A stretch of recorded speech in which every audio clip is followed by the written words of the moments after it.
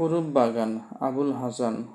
চলে গেলে তবু কিছু থাকবে আমার, আমি রেখে যাব আমার একলা ছায়া, হারানো চিবুক, চোখ, আমার নিয়তি।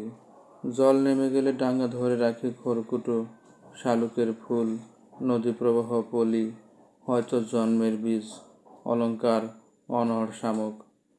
তুমি নেমে গেলে এই বক্ষতলে সমস্ত কি সত্যি ফুরাবে? মুখের ভিতরেই মলিন দাঁতের পংক্তি। তাহলে এ চোখ, মাথার খুলির নিচে নরম নির্জন এক অবিনাশী ফুল। আমার আঙ্গুলগুলি, আমার আকাঙ্ক্ষাগুলি, অভিলাষগুলি, জানি কিছু চিরকাল ভাস্বর উজ্জ্বল থাকে, চির অমলিন।